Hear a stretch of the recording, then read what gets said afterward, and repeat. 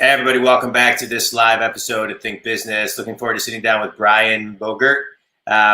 Brian's got a really interesting story, and let me just give you a quick gist on his story. When he was 7 years old, his left arm was detached in a vehicle accident, and he learned early how to move beyond what happened to him by creating an intentional mindset. He's a coach, he's a keynote speaker, and just an all-around great guy. And we were introduced by our mutual business coach. So we're business coaches. We have a business coach, and we were introduced by our business coach. So Brian, it's great to have you on the show. I thought where we could kick off is you do a lot of teaching on really leveraging radical authenticity and awareness to create an intentional life. And I love those words. And so I thought maybe we could, because to me, I agree with you. I do a lot of teachings, and it all starts with intention and then raising our level of awareness so we can then kind of have open ears and open eyes. So talk a little bit about, what intention means to you. Let's start with intention. That's a great question. So I haven't ever been asked isolated what intention means to me, but I think intention is everything. I think intention is what we set our eyes on. Intention is how do we go through our day. Intention is how specific and relevant are we in our actions, thoughts, intents in everything we do. So intention is really about understanding what are we trying to accomplish and how are we going to structure our actions, behaviors, and thoughts in a way that we're going to ultimately try to control that outcome by the way we behave and operate. So intention to me is everything, but I don't think that intention can exist without awareness. And so that's the part that I think is really critical. And that's why I kind of laughed when you said, nobody's ever asked me to start with intention. And part of the reason I think that I've never answered it that way is because I think everything starts with awareness. I think most of the time we cannot be intentional until we are aware. Go ahead. No, I was just gonna say, I think sometimes intention starts with just taking a breath, right? Like just kind of pausing almost pausing for a minute to kind of even just get to center, get to thinking about awareness and just what your intention is for that task, moment, or whatever you're doing for the day. Yeah. All right. So go ahead. And so I agree with you, but I think taking that breath is a combination of awareness, right? Yeah, 100%. And that's why I say I think it starts with that, because unless you're aware that you need to take the breath, unless you're aware of whatever prompted you to take the breath in the first place, or unless you're aware of what are you trying to drive towards, intention can't exist. Correct. And so 100% agree with you. I think intention is that pause moment, right? It's where do you actually calibrate and align your actions, thoughts, and behaviors with what you're trying to accomplish. Yeah. And so, when you think about it too, when you look at awareness, our minds process 11 million bits of information per second, but we're only consciously aware of about 40. And so what that means is that we're largely led by the unconscious. So until we start to go through a systematic process of moving the unconscious to the conscious, the unaware to the aware, it's going to feel like life is happening to us. It's going to feel like fate. It's going to feel like we have no control. And so the reason I think everything starts with awareness is because until we start moving things from the unconscious to the conscious, from the unaware to the aware, we can't actually be intentional with it. And what do many of us, almost everybody on this planet, desire more than anything? I think it's to have some element of control or influence in our lives, to feel like we can actually change the direction, control the outcome, have some element of feeling like we can show up and that our actions and thoughts produce a desired outcome. Yeah. But until we start to move the unconscious to the conscious, it's literally going to feel like we don't have that control, like we don't have that influence, like it's just happening. Because again, the unconscious will rule the world at that point. No, I love what you're talking about. But let's talk about the person who is aware that they're not aware and doesn't even know how to become aware. Like where does that person find that first step of awareness, right? So as an example may be, we're both coaching people. People know that, they maybe need to grow in one element. If it's a CEO, maybe, their people don't like them and the culture's not working, but they can't even get to the consciousness of where to even start being truly aware to change. Yeah. Right. So I think there's two ways to look at that answer, because I think one more thing. where they Yeah, can go ahead. they know that they need to be more aware, but they don't, but they almost physically can't. Yeah. Yeah. So I think there's two different ways to look at answering that question. One is, how do they go about becoming aware about their intrinsic feelings, emotional triggers, behavioral patterns that have kept them stuck in that spot? And the other thing is, how do they become aware of what they can do from a future focused and objective perspective moving forward to get themselves unstuck? Yeah. I think it's important to look at it through two different lenses, because one is 100% intrinsic. The other one is a little bit extrinsic, and what's happening around the world and what are the actions that we can take. And so you said something that I think is beautiful, which is one of the first places to start with getting awareness, which is how you described intention, which is to pause and reflect and take a breath. And so I think a lot of times we end up navigating through our worlds as a high-performing CEO, as a business leader, as a high-performing salesperson, whatever, and we don't necessarily pay attention to, again, our emotional triggers and our behavioral patterns. We just forge ahead for the sake of forging ahead. And so sometimes the first step to becoming aware is to pause and reflect. Yeah. And so I think that when we actually go on the intrinsic journey to understand our emotional triggers, behavioral patterns, and those types of things, we have to literally schedule time, for lack of a better word, to give ourselves the ability to reflect, actually break down scenarios that have happened, maybe repeating patterns in our lives, maybe tapping into a coach or a mentor or loved ones around us to get that outside influence, because sometimes we may be completely unaware, and unless we get that other outside influence, we can't necessarily go on the intrinsic journey. Yeah. So I think pausing is the first step. And then the second piece is, which part are we trying to understand? The second is, again, we talked about the future focused and objective perspective. Where do I go? I think what happens in a lot of cases for people, and Dr. Tasha Eurich, who's one of the world leading experts on self-awareness, gave me this little tidbit in the research that I studied from her. Most people, when they begin their self-awareness journey, are asking the wrong questions. Most of the time, people ask, why? Why am I like this? Why did this happen? Why am I in this position and don't have the tools? Why did I get passed up for this job? Why do my associates not want to pay attention to me? And the issue is asking why keeps us in that self-defeating pattern and almost spiraling the drain, because why is a never-ending circle of questions. There is no future focused and objective answer. So to flip it on its head, what she suggests, and what I've found to be very, very effective, is what questions?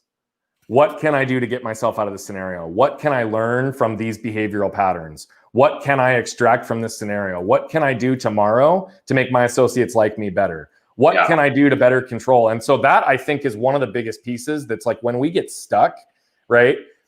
Self-awareness for self-awareness sake doesn't necessarily mean anything.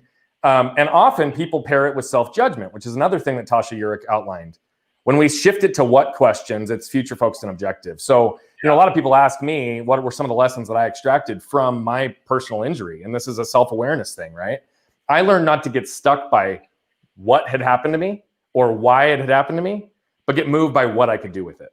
Yeah. Right. And so what's interesting is I've been saying that statement for a very long time. My understanding now in the self-awareness piece on the why versus what questions really brings that statement home for me even more. Yeah. Well, I love what you're talking about. It's about moving from a victim mentality to just an extreme ownership mindset, right? I mean, what you can do and not pointing fingers at everybody else.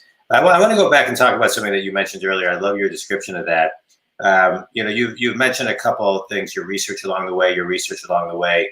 And I think one of the things sometimes that wakes people up, that makes them more aware, is when you can ground something in a piece of data, right? I heard a long time ago that you can't negotiate fact.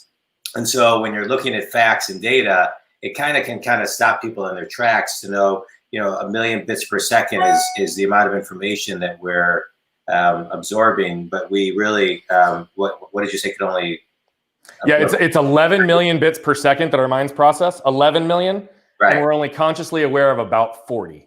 Right. So that kind of gets somebody almost like, pausing for a minute. And so when it comes to research, there's a great book that I've been in the process of reading called The Body Keeps the Score. I don't know if you've ever read that book. I have heard of it. I haven't read it yet. Yeah. So I'm listening to it on Audible, but it was recommended to me by my therapist many years ago, and I'm starting to get to it because I think it's just pretty brilliant and kind of talks about what you're talking about as far as the behavioral triggers and why people do what they do. So my question is, where does somebody start even researching something like this? Like, where do you, from a data standpoint, just even kind of start the journey? There's so many paths to start, but I'm just looking at talking to the listener right now who's a data-driven person who's saying, John, I don't care what your opinion is. Brian, I don't care what your opinion is. Give me some facts and some data, and then I can listen to your opinions. Yeah. So, this is the beautiful thing about the world that we live in today. There is no loss of access to information. And so I'm going to give the most basic thing for anybody. Literally go in and Google studies and data around self-awareness. I know it sounds crazy, but you can find a ton of resources. You can find a lot of periodicals, articles, things that have referenced actual studies. And so if you have nothing else, that's a great place to do it. I also know that there's a lot of psychology-based websites that actually will reference, like Psychology Today is one of them. They have a whole body of studies that anybody can access. You don't need to be a Psych D to access these studies. You can actually get in there and really look at what are the studies, how do people operate. And so, I'm a human behavior and performance coach. I've been a student of human behavior for a long time. Yeah. And so part of that is actual application and observing people. The other part, to your point, is data. I have a data element to the way that I operate. And so I like to understand not just objectively what do I see and witness, but what do studies suggest? And then obviously with anything with data and statistics, we always know we have to take that with a grain of salt and make sure we're understanding what do those things actually mean. But I think Google, honestly, is a great place to start. And then from there, you just create like a whole rabbit hole of different directions you can go. There's a million books on these topics.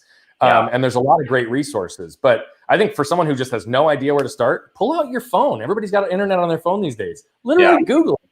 And you'll have things at your fingertips in seconds. Yeah, I love that. All right, so let's talk about, I just want to kind of, so you're talking about intention, you talk about awareness and leveraging radical authenticity. And so authenticity is a word that gets thrown around a lot, right? It's a buzzword for sure. Yeah. And so radical authenticity, I love, but how do you get there, and then how do you leverage it? What does that mean, leverage it? Yeah, so I think the biggest error that most people have in understanding how to be authentic is they don't even know who they are. And so a lot of times it's about really starting to go through a process of understanding what are the things that make me who I am. What are the things that are additive to who I am? What are the things that take away from who I am? And oh, by the way, all of that starts with awareness, right? And so they're not disconnected in any way. But I think a lot of people don't even know what makes them feel authentic and what makes them who they are. And so the first step I always give for anybody on this idea of authenticity is not just like show up and be authentic, right? Like to your point, it's a crazy buzzword. Authenticity can mean 50 different things. To me, it's about getting back to who somebody already is at the core, who they already are, their most authentic selves. And one of the most basic things that I help people with to understand like who they are and their authenticity is really take toll on the actions, situations, people, beliefs that are additive in your life. The things that make you feel good, the things that bring joy into your world, right? The things that you don't have to fight against, they're just there and they get you excited, right? There are certain people that love painting. I don't like painting. That's not something that would be additive in my bucket. But there are certain people that their biggest escape and release, even if it's not what they do professionally, is literally putting a brush to canvas, and that's how they express themselves. So I would just really challenge people to look at that. And then the alternative to that as well is, what are the actions, behaviors, beliefs that you're taking that drain you?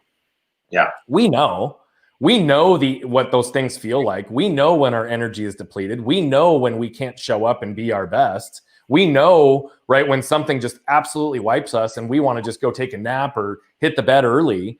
And so again, starting with awareness, most people don't actually take toll on the things that are additive and the things that take away from their lives. Yeah. To get back to radical authenticity, you've got to have a pretty good understanding of both categories and turn yourself as much as possible, knowing that it can't be 100%, into those things that are additive in your lives, those things that fill your energy, those things that bring you joy, freedom, and fulfillment.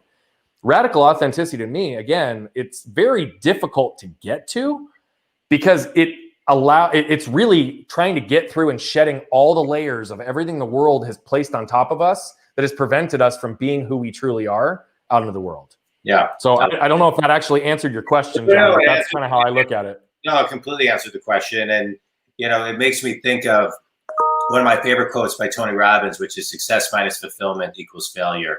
And finding that fulfillment space and what you can put in it and what you got to take out of it in order to kind of, really be intentional and be aware and, and be authentic. So and some of that stuff you got to say no to. And, I hear it, but I think it's great. You talk a lot about, moving from unconscious to conscious and awareness. And I think once somebody gets to that point, then it's how do you stay consistent and not fall backwards into your old ways? Right. Well, I think that's the case for anything in life, right? It's all about consistency, and it's those small things done consistently over time that really add up. I think one of my favorite quotes is, people are celebrated in public for what they've practiced in private for years. Right? It's one of those things that we just know. And I often say that consistency is key, but relentless consistency unlocks. Yeah. And so to your point, when you actually look at what do I do to remain in this place so that I can continue down this evolving path of self-awareness? Because there is no final destination. There just isn't, right? Like I've been focused on self-awareness and my conscious state for a very long time, and I'm constantly evolving. The day that I wake up and feel like I've arrived, it's probably the day I'm going to die. Yeah. So I think that what people need to understand when they start on this journey is there is no final destination. There is constant evolution. Yeah. And so without regular and consistent activity to put yourself in a position to do those things, you won't continue to evolve. Now, what do those actions and steps look like? They vary, I think, based on where you're at in your own level of self-awareness and your own level of self-consciousness. And so, some of those things can be as simple as journaling or very light meditation. Other things might literally be all the way down the path of sensory deprivation floats and a full-on meditation practice daily, maybe meditation coaching, Reiki energy healing. Like it can go as far and extensive as you feel you need to go. Yeah. I think when you and I first connected, a month ago, that's one of the things I mentioned to you is that I really genuinely believe that outside of like my family and those types of things, but for myself to show up as the best version of myself, my number one focus and priority is raising my level of consciousness. Yeah. Because when I do that in a thoughtful, intentional way through my meditative practice, I get to tap into the universal energy that exists. I get into flow state more frequently. Yeah. Thoughts, actions, and words are already in alignment with who I am. And they just show up that way because I'm constantly connecting and giving myself the space to be quiet. Yeah. Well, I wasn't there 5 years ago, right? Where I was 5 years ago was 5 minutes of painful meditation because it's all I could sit through. Yeah. Right. But I knew it was something that was going to be additive to me over time. And so one of the things I work with all of my clients is like, what are the things that, again, help you be radically authentic, give you the higher level of consciousness, give you higher states of self-awareness? And then how do we create daily disciplines around each one of those activities so that you're putting yourself in a position to succeed right out of the gate, right? Yeah. So I won't talk about any of my clients, but I'll talk about myself. The very first thing I do in the morning, literally, I do nothing else. I get up, I walk outside to my office, and I meditate for 30 minutes every single morning. Yeah. Right? I don't write anything down. I don't look at my phone. I don't have any coffee. And that practice changed a few months back because I realized that I was able to get into a higher level of consciousness in my meditative state more effectively if I had no other distractions before I did it. And that puts me in a position to have clarity right out of the gate. And I follow that with a stretching regimen, and I follow that with my physical activity, and then I follow that with journaling, and then I get myself prepared for the day. Yeah. Well, in my first 2 hours of the day, I've done more to get myself ready to show up, be aware, be intentional, be conscious in everything that I'm doing that I've already put in the work. So now I get to just let my day flow through me. We start our mornings exactly the same, Brian. Yeah. I mean, I think those are great. So wait, I want to talk to you now about you and your situation with your arm. Yeah. Right. So you're 7 years old. Your arm is basically severed off by a vehicle accident. I mean, just talk about the mental resilience as not only a 7-year-old, but all the years of just what you had to go through to kind of get your arm put back onto your body and then function again. I mean, that's it's like that's the hard stuff. It's absolutely the hard stuff. And it took years, and I did not do it alone. So that's the one thing I also comment on right out of the gate. You asked to see it before the show, so I'm happy to show anybody who's watching right now. I mean, my mom and my brother and I went to a store to get a 1-inch paintbrush. And as we were walking out, we got to our car and a truck pulled up in front of the store. Driver, middle passenger got out, and the passenger all the way to the right felt the truck moving backwards. So he did what any one of us would do and moved over to put his foot on the brake, but he instead hit the gas. So a combination of shock and force, he was heading 40 miles an hour across the parking lot right at us. I was standing next to my mom's car waiting for her to unlock the doors, hit our car, ran over me diagonally, tore my spleen, left a tire track scar on my stomach, and continued on to completely sever my left arm from my body. I'll spare a lot of the other details of that story to answer your question. But the reality of it is I think it's really easy when something like that happens to you for you to feel sorry for yourself, right? For you to ask those why questions, why me, right? Yeah. Why did this happen to me? Why my family? Why my arm? Why? And I think I was really blessed with perspective right out of the gate because I couldn't exist in that space for more than a couple of days. And I remember the shift because I'm laying there in the ICU bed. And yes, I'm 7 years old, and it sounds like I wouldn't remember this, but I do, right? I'm laying in the ICU bed, and we've got families coming up to us and saying, Brian, we're so sorry with what happened to you. We're so sorry this happened. What can we do to help? What can we do to help? And then we find out that their kid who's laying in the ICU bed next to me might die in another month because of their terminal illness. Other than the potential loss of life, which we overcame, other than the potential loss of my arm, which at that point we still didn't know if I'd be able to have function or if it would exist remaining on my body, my life was existing. Yeah. Right. And so that perspective moment was real. And, then it transferred into just what you talked about, mental toughness. And we really just had to tap into understanding what needed to be done and how.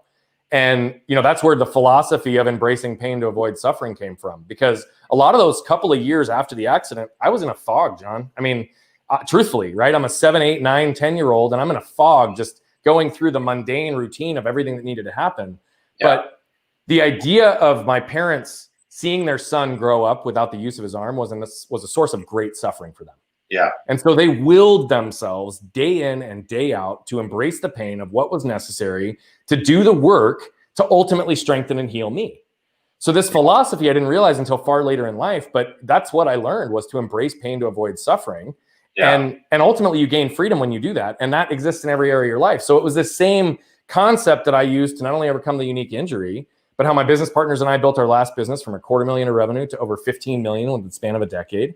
And how I've now helped hundreds of individuals and organizations become more aware, more intentional, and more of who they already are. And so when you look at how did I do that, truthfully, I went into survival mode. And what I didn't realize until far later was when I shut off physical pain, I also shut off emotional pain, which is what allowed me to get through it in those early years, right? But I also created an external narrative for the world that they bought into, which was, I'm good. I don't need anything from you. I can handle it myself. And the reason I created this narrative is because I didn't want to be the center of attention. I didn't want to be the victim. And I didn't want anybody dictating what I was capable of. And so I used that to drive me to overcome and prove to myself and to the world that this wasn't going to stop me and that I could live beyond whatever limits they were going to place on me. Come full circle, I'm 20 years old. I'm snowboarding and I go down and I re-break my left arm. Almost lost it again when I was 20 years old. And I went 10 months with my arm hanging by my side because there were 7 surgeons that were afraid to touch me because of medical malpractice. Ultimately, 10 months later, I stumbled across a surgeon and he got connected with the original guy who put my arm back together. They went back in, fixed it. But what that made me realize is the power of the narratives that we create for the world and how they can also be flawed. And how I didn't have the vulnerability or courage to ask for help when I needed it more than anything because I was 20 and I didn't have my family to help me get through this time in the same way that I did when I was 7. And so I shifted that whole next period of my life into human connection. vulnerability, authenticity. How do you actually connect? How do you bring those walls down for yourself and for others? And it wasn't until years later that I had some more health issues that came up that I realized that, and that's when I finally became aware that when I shut off physical pain, I shut off emotional pain. Yeah. And what I realized is human connection without emotion isn't really human connection. Yeah. And so that's kind of the combination of a whole variety of things on where do we go through this? I got really good at purely mental toughness. Yeah. And it served me well. I didn't realize until far later that the true peak performers on this planet are the ones that can understand, be aware of both the intellectual narratives and the emotional narratives, and find the balance and regulation between the mind and the heart so that they know which narrative is true in the moment, which one needs to lead in the moment. And I truly believe that those who reach that next level are the ones who can tap into both and realize and regulate between both. And I wasn't capable of doing that until probably 5 years ago. Wow. Well, your story is inspiring, and and I think you bring up a really good point. Through the process, learning to ask for help, how important that is. And yeah, it's huge. It's huge. This was great. This was great. I mean, everything you have to say and how you have taken your pain and turned it into really a gift for others to help them grow has been incredible. A couple last questions, Brian, in a speed round. Favorite book and why? Ooh, man, I'm gonna say Mindset by Carol Dweck. Oh, she's great. Yeah. And she's a great. Yeah, I've got a whole list of them, but that constantly is up at the top. Yeah, growth versus fixed mindset, and that's a lot of what I talk about on not being stuck by what's happened to you, but getting moved by what you can do with it. Yeah. Understanding that we can all add, develop, and grow in our lives. That's a really meaningful book, and it's influenced how I parent, actually. Yeah, that's great. No, I love that book, and her TED Talk is great as well for anybody who wants an abridged version before you read the book. The best piece of wisdom you ever received? This came from my dad, actually, and I've written an article on it because it was that impactful. He said, "No matter what, never fails, always guaranteed in life, you always have a minimum of two choices. They may both be horrible choices, right? You might be held up at gunpoint and your option is to hold onto your wallet and get shot or hand them your wallet.